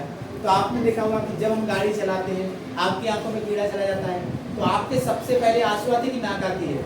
आंसू आते ना। आंसू क्यों आते हैं भाई? आंसू क्यों आते हैं? क्योंकि जैसे ही वो कीड़ा गया तो हमारे यहाँ पर होती है लैक्राइमल ग्लैंड। कौन सी ग्लैंड? Lacrimal gland. और लैक्राइमल ग्लैंड को पता चल गया कि कीड़ा आने वाला है, अगर हम आंसू नहीं निकालेंगे तो अंदर घुस जाएगा। तो आंसू के मीडियम से हमने क्या किया, और उसके साथ साथ जो भी वायरस वगैरह आया तो आंसू के थ्रू हमने उसको निकाल दिया, है ना। तो सर फिर ये बता दो तो प्याज को काटने से क्यों आंसू आ जाते हैं, है ना। तो सर प्याज को काटने से इसलिए आंसू आते हैं क्योंकि प्याज में क्या होता है, सल्फर कंपाउंड होते हैं। तो ये सल्फर कंपाउंड क्या करते हैं, जब हम प्याज को करते हैं तो एयर की प्रेजेंस से उड़ने लगते हैं और उड़कर हमारी कहाँ पर पहुंचते हैं, आंखों में। और ये सल्फर कंपाउंड इतने हमारी जो लैक्राइमल ग्लैंड होती है इनको बहुत ज्यादा एक्टिवेट कर देते हैं, और लैक्राइमल ग्लैंड एक्टिवेट हुई तो उसकी वजह से हमारे आंसू आ जाएंगे। तो सर ये और बता दो सर, हम तो कहीं पर गए है ना, और कहीं पर रोने वाला माहौल था, हम तो रोते ही नहीं थे, लेकिन वहां देख के उनको आंसू आ गए, ये क्यों हुआ भाई? यहाँ तो सल्फर कंपाउंड भी नहीं है। तो ये होती है हमारी इमोशंस, क्योंकि हमारे हाइपोथैलेमस को पता है, हमारी बॉडी में एक सिस्टम है उसका नाम है हाइपोथैलेमस। उसको पता है कि इसको रोना कब है और हंसना कब है, वही सब करवाता है ना। जैसे कि टीचर ने मारा तो आप रोने लगते हो, है ना, कोई हंसने लगता है। तो जैसे ही आपको टीचर ने मारा, ये दर्द हुआ आपको, ऐसा हुआ कहां पर, हाइपोथैलेमस को। और हाइपोथैलेमस क्या करेगा, बोलेगा आपके लैक्राइमल ग्लैंड से, क्या करो, रोना है आपको तो मैं स्टिमुलेट करूं, है ना, और हंसना है तो कोई दिक्कत ही नहीं, है ना। हंसना है तो ऑक्सीटोसिन निकालूंगा। ऑक्सीटोसिन समझ गए ना, ऑक्सीटोसिन के बारे में बताया मैंने कि नहीं बताया था, है ना। लव हार्मोन्स होता है ऑक्सीटोसिन। तो इसके बाद यही देखो, यही कारण होते हैं, ये प्रिवेंट माइक्रोबियल ग्रोथ, क्योंकि ये हमारी बॉडी के अंदर माइक्रोबियल ग्रोथ को क्या करेंगे, ये प्रिवेंट करते हैं। फिर आता है आपका सेलुलर। सेलुलर कहीं तो हमारी सेल भी क्या करती है, इसको रोकने का काम करती है। तो जैसे इसमें आ जाएगा आपका न्यूट्रोफिल्स। न्यूट्रोफिल्स क्या है, एक तरह का WBC का टाइप होता है, क्योंकि WBC के दो टाइप होते हैं, एक तो होता है आपका ग्रेन्युलोसाइट और एक होता है आपका ए ग्रेन्युलोसाइट। तो ग्रेन्युलोसाइट में है 3, न्यूट्रोफिल्स, बेसोफिल्स, यूसिनोफिल्स, और मोनो क्या नाम, ए ग्रेन्युलोसाइट में आता है 2, मोनोसाइट और लिम्फोसाइट। तो ये सेल होती है, कुछ सेल अपन यहाँ पर देखेंगे। जैसे मोनोसाइट ABWBC का टाइप है, न्यूट्रोफिल्स ABWBC का टाइप है, और मैक्रोफेज ये सेल होती है नेचुरल किलर सेल, ये टाइप ऑफ लिम्फोसाइट है, और लिम्फोसाइट पूरा ही WBC होता है। तो WBC कहीं ना कहीं हमारी बॉडी को क्या कर रही है भाई, प्रोटेक्शन कर रही है, डिफेंस का काम कर रही है। क्या नाम, phagocytic microbes and destroy microbes. सीधी बात, अगर हमारी बॉडी में WBC है और आपकी बॉडी में बैक्टीरिया पहुंच गया तो WBC उसको खा जाता है। तो खाने को ही बोलते हैं फैगोसाइट, है ना, भक्षण करना, इसी को बोलते हैं भक्षण कोशिका, है ना, भक्षण करने वाली कोशिका को बोलते हैं फैगोसाइट। तो ये माइक्रोब्स को खा जाती हैं या उसको डिस्ट्रॉय कर देंगे, उसको नष्ट कर देंगे, है ना, तो उसकी चटनी बना देती है। फिर उसके बाद देखते हैं साइटोकाइन। साइटोकाइन ये बहुत इंपॉर्टेंट क्वेश्चन आता है, इसको अच्छे से समझना। अगर हम बात करें साइटोकाइन की, तो साइटोकाइन क्या होता है उसको देखते हैं। तो साइटोकाइन में देखते हैं अपन क्या, इंटरफेरॉन। क्या देखते हैं, इंटरफेरॉन। इंटरफेरॉन क्या होता है, ये प्रोटीन होता है एक तरह इंटरफेरॉन। तो इसका काम क्या रहता है कि सपोज हमारे यहाँ पर, जैसे यहाँ मैं यहाँ पर हूँ, अब 2 लोग यहाँ पर खड़े हैं और 2 लोग यहाँ पर हैं। अब सपोज दैट मुझे इन्फेक्शन हो गया, तो मैं क्या करूँगा, इन जो बगल वाले लोग हैं इनको क्या कर दूंगा, इन्फेक्शन होने से रोक दूंगा।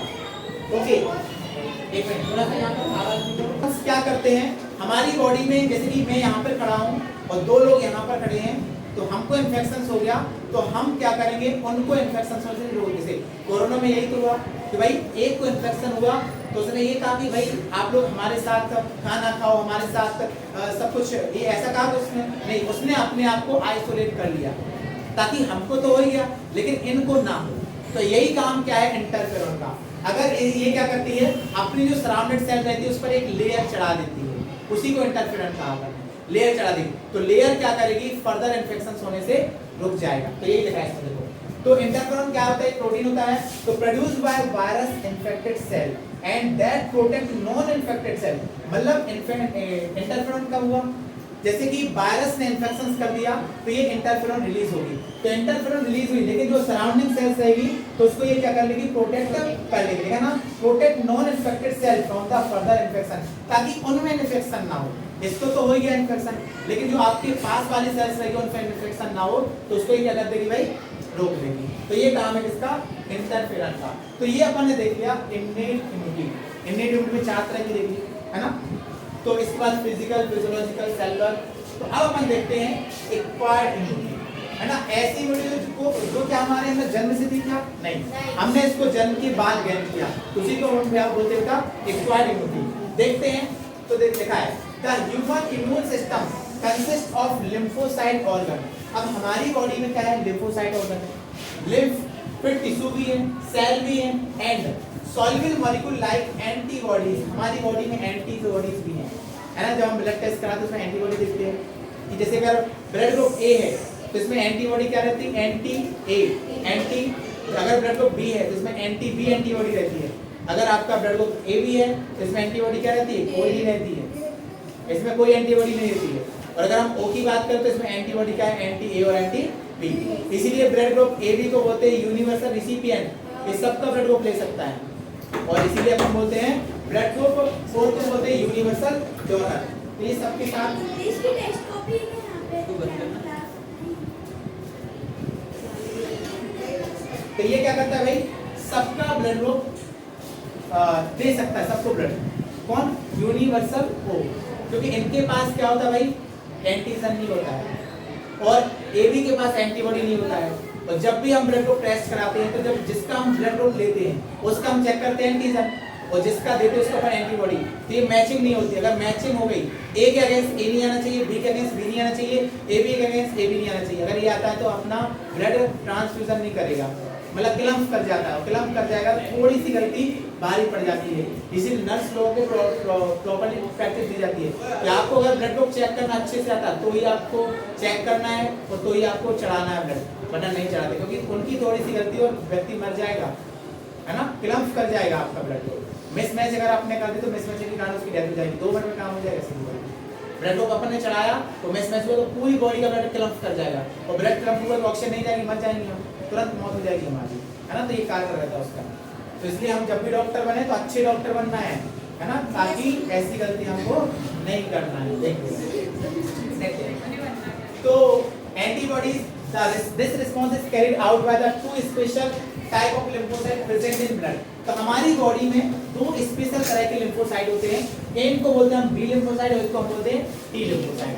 बी कहे तो बोन मैरो, टी कहे तो थाइमस, टी कहे तो थाइमस, और ये बी कहे तो bone marrow. Sir bone marrow कहाँ पर प्रेजेंट होती है, जो आपका हड्डी रहती है ना, तो बोन के एंड पार्ट में प्रेजेंट होती है बोन मैरो। जो हड्डी रहती है उसके छोर वाले भाग पर, एंड वाले पोर्शन पर, उसी को बोलते हैं क्या, बोन मैरो। और थाइमस तो बताइए, थाइमस कहाँ पर रहती है, देखो यहाँ पे रहती है थाइमस ग्लैंड, ये है देखो ये ना थाइमस ग्लैंड। तो थाइमस ग्लैंड क्या है आपकी, ये जो हमारे चेस्ट रीजन में प्रेजेंट रहती है। और इसका एक कारण बताता हूँ बेटा मैं, थाइमस ग्लैंड। थाइमस ग्लैंड का कारण ये है बेटा कि अगर आपकी थाइमस ग्लैंड का शेप साइज अच्छा है तो आपका इम्यून सिस्टम भी अच्छा रहेगा, और अगर इसका शेप साइज अच्छा नहीं है तो आपका इम्यून सिस्टम भी क्या हो जाएगा, खराब हो जाएगा। जैसे कि मैंने आपको बताया था कल, आपको नहीं शायद और कोई क्लास में बताया था, थाइमस ग्लैंड जब हम बचपन में होते हैं तो हमारी थाइमस ग्लैंड का साइज बड़ा रहता है, और जो हम छोटे होने लगे ना, जब हम वृद्ध होने लगते हैं तो इसका साइज क्या होता है, घटने लगता है। और जब जितना ज्यादा बड़ा साइज उतना ज्यादा हमारा इम्यून सिस्टम अच्छा। तो इसलिए आपने देखा होगा कि हमारी कंपैरिजन में बच्चे लोगों का इम्यून सिस्टम अच्छा होता है। भाई 1-2 बार वो गिर जाए कुछ नहीं होता है, इनका 1-2 बार सही अपना क्लॉटिंग हो जाएगी, अपने जल्दी सही हो जाता है। लेकिन अगर वृद्ध लोगों को गिरा दिया जाए तो वृद्ध लोगों का इन्फेक्शन बढ़ता जाएगा और उनका आसानी से सही होता क्या, नहीं होता। अगर बच्चे को डायरिया हो गया, उनको उल्टी दस्त हो रहा, 2 दिन में सही हो जाएगा। लेकिन अगर वही वृद्ध लोगों को तो पता चला महीने निकल जाता है, पता चला खिसक भी जाते ऊपर भी, है ना। तो ये रीजन रहता है क्योंकि उनका इम्यून सिस्टम क्या है, कमजोर है, और हमारा इम्यून सिस्टम क्या बहुत ज्यादा स्ट्रॉन्ग है। तो ये रीजन रहता है, ठीक है ना। तो थाइमस क्या होता है बेटा, थाइमस के अंदर जो सेल्स निकलते हैं उसको बोलते हैं टी सेल, और बोन मैरो के अंदर जो सेल्स निकलते हैं उसको क्या बोलते हैं, है ना। तो ये क्या करती है, मैच्योर लिम्फोसाइट माइग्रेट। अब ये टी सेल और बी सेल्स क्या करती है, जब माइग्रेशन और जब ये मैच्योर हो जाती हैं तो ये कहां पर, स्क्रीन देखो, ये प्राइमरी लिम्फोसाइट है आपके, कौन, थाइमस और बोन मैरो। क्वेश्चन आता है कि बताओ प्राइमरी लिम्फोसाइट कौन कौन से होते हैं, तो आपको 2 के नाम बताना है, एक क्या हो जाएगा आपका थाइमस, दूसरा क्या हो जाएगा आपका बोन मैरो। और अगर हमने कहा कि सेकेंडरी लिम्फोसाइट क्या है, तो सेकेंडरी लिम्फोसाइट में आ जाएगा आपका spleen, lymph node, tonsil, appendix, MALT and Peyer patches. अगर हम बात करें अपेंडिक्स की, अपेंडिक्स समझते हो अपेंडिक्स क्या होता है? अपेंडिक्स कहाँ पर होता है आपका, राइट रीजन में कि लेफ्ट रीजन में? राइट रीजन है ना, राइट रीजन। देखो क्या होता है कि जो हमारा स्टमक रहता है, स्टमक के नीचे इंटेस्टाइन है, तो इंटेस्टाइन की जो राइट साइड होता है वहां पर आपका अपेंडिक्स होता है। और अपेंडिक्स क्या होता है, एक तरह की ग्लैंड्स है, आपका ये लिम्फोइड्स ऑर्गन है, और इसका कुछ काम नहीं रहता हमारी बॉडी में। और कभी कभार क्या होता है, अच्छा पेट दर्द भी 3 तरह के होते हैं, है ना, पेट दर्द 3 तरह के, सर हमने तो एक ही दर्द सुना, आप 3 बता रहे हो। हाँ बता रहा हूँ, है ना, कौन कौन सा? एक तो होता है आपका एब्डोमिनल पेन, एक होता है आपका स्टमक पेन, और एक होता है आपका अपेंडिसाइटिस पेन, और एक मेंस्ट्रुअल पेन भी होता है ना। तो तरह तरह के दर्द होते हैं। अब हाँ 4 हो गए। तो जो स्टमक पेन होता है, तो स्टमक पेन हमेशा ध्यान रखना, स्टमक का मतलब होता है पेट, मतलब पेट क्या है जिसमें अपना भोजन स्टोर रहता है, वो पेट स्टमक। तो स्टमक कहाँ रहता है, राइट में कि लेफ्ट में? लेफ्ट में रहता है, मतलब यहाँ इस रीजन पर आपका दर्द करेगा तो आप सोचेंगे कि हमारा पेट ही दर्द कर रहा है। दूसरी बात, एब्डोमेन क्या होता है, ये यहाँ से लेके पूरा ये रीजन, उसी को बोलते, इसको भी पेट बोलते हैं, लेकिन ये पूरा रीजन आ जाएगा, इसमें हमारा पेट भी कवर हो जाएगा, ये वाला लिवर भी कवर हो जाएगा, तो इसको बोलते हैं अपन एब्डोमिनल पेन। और एक होता है आपका अपेंडिसाइटिस। तो अपेंडिसाइटिस में क्या रहेगा आपका, राइट साइड में नीचे साइड दर्द करेगा, जस्ट नीचे साइड, तो उसको बोलते हैं अपन अपेंडिसाइट। और अपेंडिक्स की जो ग्लैंड्स रहती है कभी कभार बढ़ जाती है, तो इसकी वजह से बहुत तेज दर्द होता है।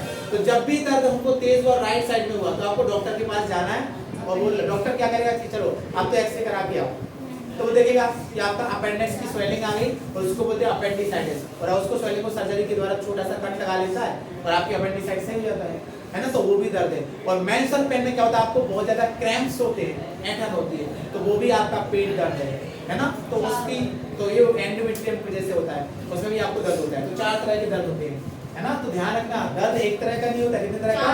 4 तरह का। समझ में भी आ गया होगा आपको, ठीक है। अब इसके बाद अगर हम बात करें टी सेल की, तो टी सेल मीडिएटेड रिस्पांस। अब टी सेल क्या करता है, हमारे सीएमआई करता है, मतलब सीएमआई का मतलब होता है सेल मीडिएटेड इम्यून सिस्टम, मतलब हमारे सीएमआई को बनाया किसने? टी सेल ने। और अगर हम बात करें बी सेल की, तो बी सेल क्या करता है, ये हमारे एचएमआई को बनाता है, मतलब humoral immune response antibody and mediated immune response. अब देखो टी सेल्स क्या करती हैं, टी सेल, अगर हम बी सेल की बात करें तो टी सेल की वजह से आपकी बी सेल बनती है। कैसे? B cell produce antibody army of protein in blood. देखो अगर हम बात करें कि हमारी ब्लड, ये क्वेश्चन आता है कि army of protein in blood कौन है, बी सेल की टी सेल? B cell. क्योंकि हमारी बॉडी में आर्मी का काम कौन? अच्छा, आर्मी का काम क्या रहता है? आर्मी का काम ये रहता है कि भाई जो सोल्जर रहते हैं तो इनका काम क्या रहता है कि अगर कोई एनिमी आता है हमारे देश में, उनको उड़ा देना, उनसे रक्षा करना। तो हमारी बॉडी की आर्मी सेल क्या है? B cell. तो बी सेल क्या करेगी? एंटीबॉडीज प्रोड्यूस करेंगी, लेकिन टी सेल प्रोड्यूस नहीं करती, लेकिन ये हेल्प करती है एंटीबॉडीज बनवाने में। जैसे कि सपोज ऐसे समझ लो कि भाई 2 सिस्टर हैं, सुनीता एंड जिया। सुनीता होगी सपोज दैट क्या आपका टी सेल, और जिया होगी आपकी बी सेल। तो टी सेल, अब इन दोनों को खाना बनाना है, तो जिया को खाना बनाना आता है ना, तो वो खाना बनाने का काम करेगी, लेकिन सुनीता को नहीं आता, वो अलग उसको आता होगा। और टी सेल क्या करेगी? उसको खाना बनाना बनाएगी नहीं, लेकिन उसकी हेल्प कर देगी, है ना, मदद कर देगी, अगर मतलब ये हेल्प कर देगी। तो ऐसे टी सेल्स क्या करेगी? एंटीबॉडी बनाती क्या? नहीं बनाती है, लेकिन एंटीबॉडी बनवाने में हेल्प करेगी कौन? आपकी बी सेल। और बी सेल एंटीबॉडी आपकी बनाएगी। तो ये हो जाएगा आपका 2 सिस्टम होते हैं, सीएमआई और एक एचएमआई। तो ये 2 तरह के आपके सिस्टम हो जाएंगे। उसके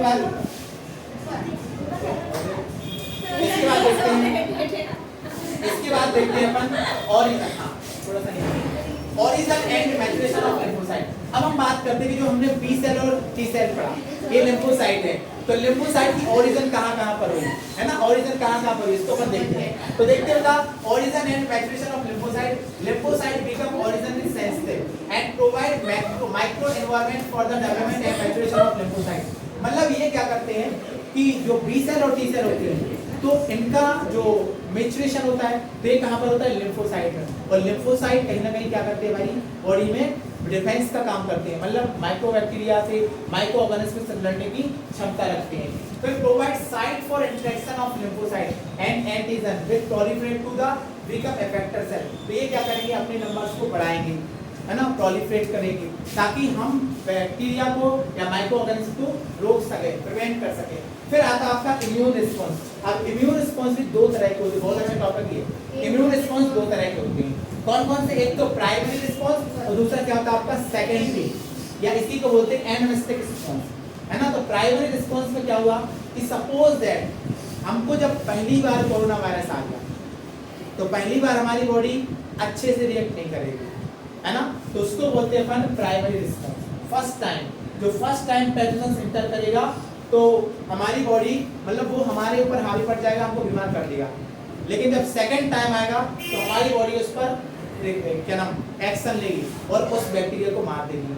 तो पहली बार जब वायरस आया तो उसका रिस्पॉन्स कैसा रहा, तो उसको बोलेंगे अपन प्राइमरी रिस्पॉन्स, और दूसरी बार आया तो उसका रिस्पॉन्स कैसा रहा, उसको बोलते हैं सेकंड रिस्पॉन्स। मतलब इसको ऐसे समझते हैं कि सपोज दैट, अच्छा ऐसा होता भी है कि पहली बार हमारे रिश्तेदार आए तो बहुत खातिरदारी, चाय नाश्ता सब कुछ, तो जो आपका रिस्पॉन्स रहता है वो अलग ही है ना, प्राइमरी रिस्पॉन्स। लेकिन जब वो दूसरी तीसरी बार आएगा तो उतना ज्यादा अपन नहीं करते हैं, है ना, तो चाय पिला के बोलते कि जाओ, मतलब रिस्पॉन्स आपका अलग है कि नहीं। तो पहली बार जब पैथोजन आया तो हमारी बॉडी का जो रिस्पॉन्स रहेगा तो उसको प्राइमरी रिस्पॉन्स, और जब दूसरी बार पैथोजन आएगा तो जैसा बॉडी रिस्पॉन्स करेगी तो उसको अपन क्या बोलेंगे, सेकेंडरी रिस्पॉन्स। तो लिखा भी इंटेंसिटी क्या है, तो यहाँ पर पहली बार में लो इंटेंसिटी वाला है ना, एंड दूसरी बार में क्या है, हाई इंटेंसिटी। लेकिन यहाँ पर अपोजिट है, पहली बार जब यहाँ पर हमारी बॉडी में पैथोजन आया तो हमारी बॉडी ने अच्छे से काम नहीं किया, हमारी बॉडी लो काम कर रही और उस पैथोजन से हमारी बॉडी को नुकसान पहुंचा दिया, तो लो इंटेंसिटी बॉडी काम कर रही है। लेकिन जब वो दूसरी बार आ गया तो हमारी बॉडी तैयार हो गई कि मारने दो उसको, तो इसने क्या किया, हाई इंटेंसिटी रिस्पॉन्स दिया, मतलब इसको मारने का काम किया, है ना। तो बेस्ड ये होता है based on the memory first encounter, क्योंकि जब क्या हुआ, जब पहली बार कोरोना वायरस आया, अच्छा हमने वैक्सीन की बात करेंगे अपन कि भाई वैक्सीन क्यों लगवाई, तो जब हमने पहली बार वैक्सीन लगवाई तो वैक्सीन में क्या था, चलिए इसको थोड़ा सा बाद में बात करेंगे, उस टॉपिक पर बताएं। रिस्पांस, इसके बाद response are carried out by the B and T lymphocyte, जो आपके रिस्पांस आए तो किसके द्वारा आते हैं, बी और टी लिम्फोसाइट के द्वारा आते हैं।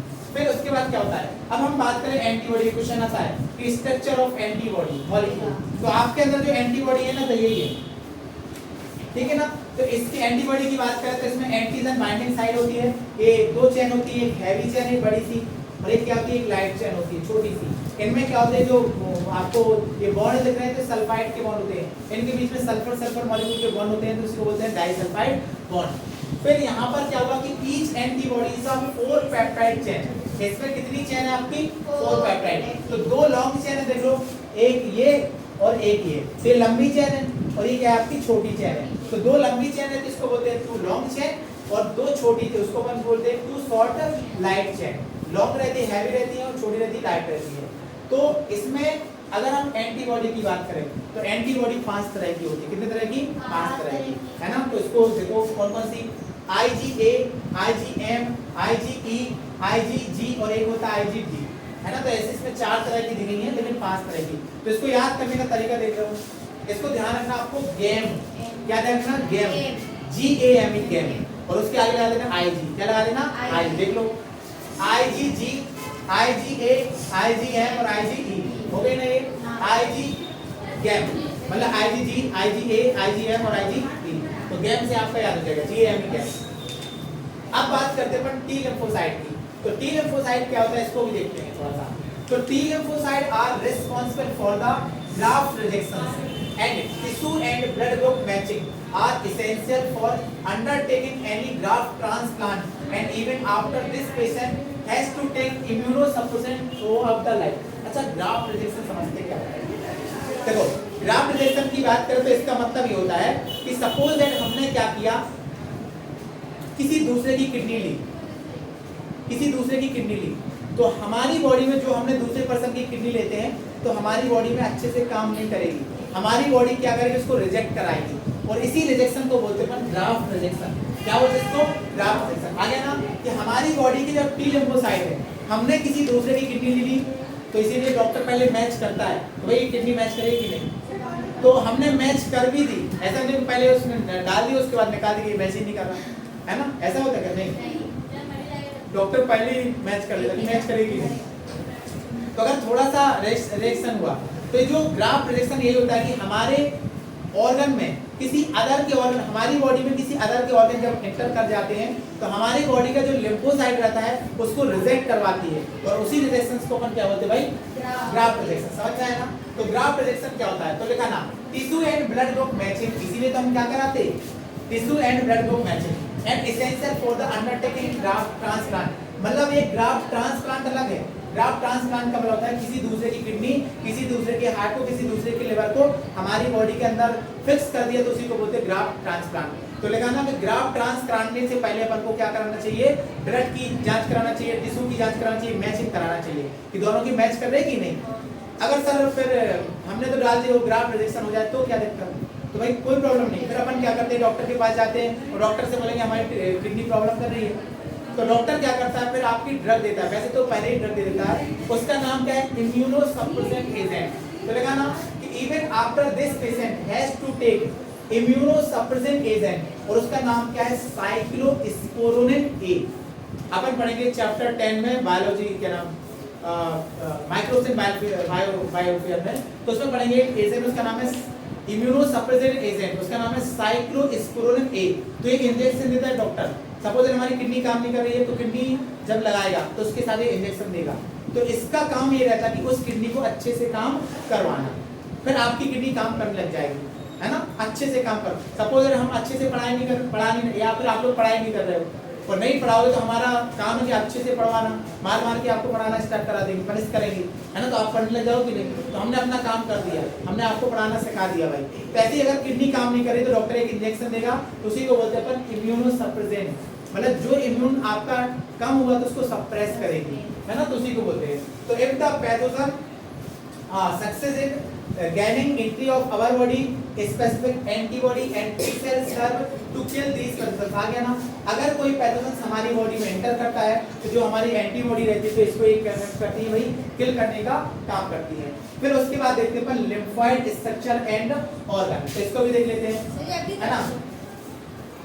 तो लिम्फोइड स्ट्रक्चर एंड ऑर्गन, तो ये छोटा सा टॉपिक है, तो इसमें क्या रहेगा बेटा कि आपके जो लिम्फोइड ऑर्गन्स होते हैं, जो अपन ने देखा ना प्राइमरी लिम्फोइड और सेकेंडरी लिम्फोइड, तो उसी को अपन देखने वाले हैं। तो सबसे पहले देखते हैं अपन बोन मैरो। तो बोन मैरो का काम क्या रहता है भाई, ये मेन आपका लिम्फोइड ऑर्गन होता है, where all blood cell are producing including lymphocyte, मतलब जितनी भी आपकी ब्लड सेल्स होती है, आरबीसी, डब्ल्यूबीसी, प्लेटलेट्स, ये सारी बोन मैरो में बनती है। और इनका काम क्या रहेगा, आपके लिम्फोसाइट को प्रोवाइड करना। लिखा ना कि main lymphocyte organ where all blood cell are produced including lymphocyte, जितनी भी ब्लड सेल्स होती हैं कहां पर बनती है, आपकी बोन मैरो में बनती है। फिर आपका थाइमस होता है, थाइमस तो आपको पता ही है भाई, ये चेस्ट रीजन पर जो ग्लैंड है उसी को हमने क्या कहा, थाइमस। तो ये थाइमस क्या है, lobe organ located near the heart, कहां पर, near the heart, beneath the breast bone. Outer side से ब्रेस्ट है तो उसके अंदर जो हड्डी रहेगी और ब्रेस्ट बोन की जो हड्डी रहेगी, तो उसके अंदर साइड क्या है आपका ग्लैंड प्रेजेंट है, उसको अपन ने क्या कहा, थाइमस। एंड लिखा ना आ गया ना, वही जो मैंने बताया था, quite large off the at the time of birth. आ गया ना, जब हम छोटे रहते हैं तो ये ग्लैंड क्या होती है, बड़ी होती है, लेकिन लिखा ना keep reducing in size with the age by the time of puberty and attain and reduce the to very small size. आ गया ना कि जैसे ही हम बड़े होते जाएंगे तो ये आपकी ग्लैंड का साइज कम होता जाएगा। At the time of birth the gland size are big size and after maturity the glands of size are reduce from person to person. एक पर्सन से दूसरे पर्सन में इसका साइज क्या हो जाएगा भाई, घटता जाएगा, और घटता जाएगा तो उसको इम्यून रिस्पांस उसका क्या हो जाएगा, हाई की लो हो जाएगा उसका। जब छोटा था अच्छा इम्यून रिस्पांस था, और जैसे बड़ा हो गया तो इसका इम्यून रिस्पांस कम होता गया।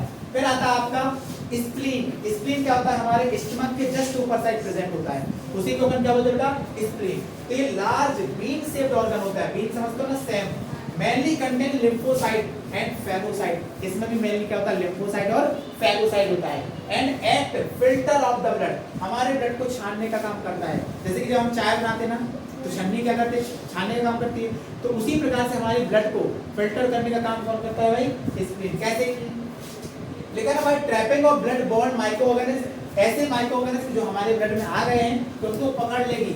और लार्ज रिजर्वायर होता है एरिथ्रोसाइट, मतलब हमारी आरबीसी की लाइफ स्पैन कितनी है, 120 दिन, मतलब 120 दिन कहे तो 4 मंथ, मतलब 4 महीने में आपकी आरबीसी नष्ट होती है।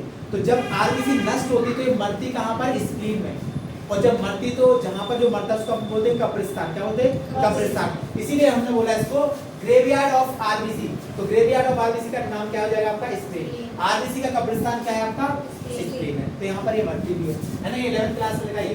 फिर उसके बाद देखते हैं अपन लिम्फ नोड। तो लिम्फ नोड की बात करें तो लिम्फ नोड हमारी बॉडी के ऐसे लिम्फ वेसल से बने हुए नोड होते हैं जो स्मॉल सॉलिड स्ट्रक्चर होते हैं, और ये कहाँ पर होते हैं, डिफरेंट पार्ट ऑफ बॉडी, जैसे कि लिम्फेटिक सिस्टम। तो लिम्फेटिक सिस्टम हमारी बॉडी का एक ऐसा सिस्टम है जो बहुत सारी लिम्फ को कनेक्ट करता है, और इनका काम क्या होता है, ब्लड को फिल्ट्रेशन करना।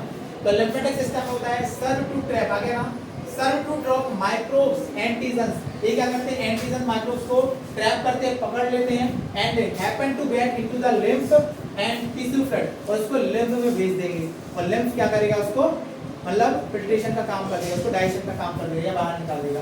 And antigen trap into the lymph node and responsible for the activation of lymphocyte, और ये भी क्या करेगा, हमारा जो लिम्फ नोड रहेगा तो ये क्या करेगा, रिस्पांसिबल किसके लिए, मतलब लिम्फोसाइट को एक्टिवेट करने के लिए, present there cause of immune response. जब हमारा इम्यून रिस्पांस जो आता है तो ये किस वजह से आता है, आपका इसी की वजह से आता है। तो लिम्फ नोड भी हो गया।